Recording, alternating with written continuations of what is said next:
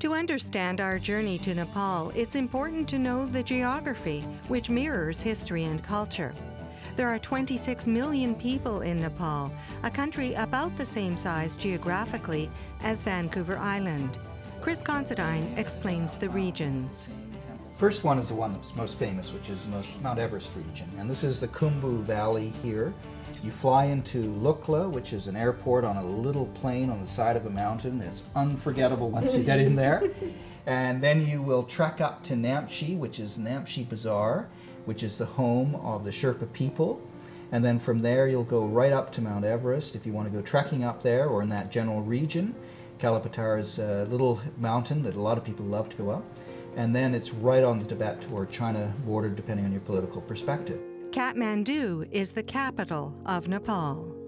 It is historical in many ways. It was originally a valley of about 4 different kingdoms or principalities, and they then coalesced eventually into one group. And they have ancient cities like Bhaktapur, which is a lovely old city prior to the earthquake, filled with ancient buildings which have been restored. No vehicles allowed inside unless they're electric, and quite a remarkable experience. You come over to the Terai region, which is where Royal Chitwan Park is, and this is the natural history area. This is where you'll see rhinos, you'll see elephants, you'll see tigers, and you can go and sleep in the treetops if you want. Lumbini, located in the Terai Plains of southern Nepal, is the birthplace of Lord Buddha, the founder of Buddhism.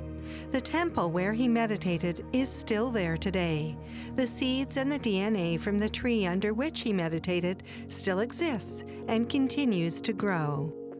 And then you can go over to the west, which is the Mustang area, which a lot of people really haven't learned about yet. Very old Buddhist area. There are temples, there are caves belonging to the Buddhist religion, which are up in the hills area here. It's a high plateau bordering onto Tibet. And there's a lot of ancient old villages and towns which remain as archaeological sites. They really haven't been uncovered, they haven't been discovered, so there's a lot awaiting a proper archaeological expedition or series of expeditions there. We don't really know what we'll find eventually by way of manuscripts, art, etc., when this is fully explored and the archaeological work has been done. On his trekking adventure, Mike immersed himself in the variety. Well, it's a real cross-section. You've got the Himalayas, which are the highest mountains in the world, and then there are the foothills, and then there's a flat plain down below that is sort of subtropical. We went through a semi-tropical zone and then hiked up into the arid, the high arid desert plateau. Our trek was 25 days. We started in a place called Besisar.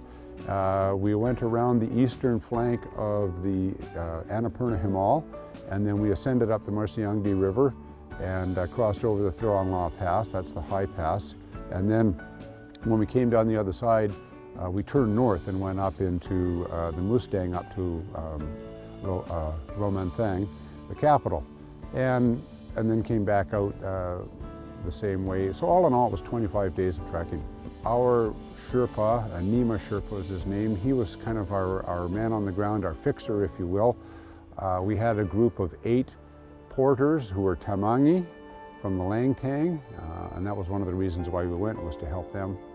It's tough, particularly at altitude, and of course the whole key to it is to acclimatize slowly. You hike high, sleep low, hike high, sleep low, go up in stages. When we got to the Thirongla Pass, we were prepared for it. We started before dawn and made our way to the summit, and it's just a hair under 18,000 feet, so it's up there. Religion is absolutely intertwined with life, particularly up in, well, anywhere in Nepal. The region that we were trekking in was primarily Buddhist, Tibetan Buddhist, so it is integral to their lives. We were fortunate enough to attend a puja, or a blessing, in a village for a young woman who had recently passed, and that was to allow her spirit to be free from this world and transcend into the next.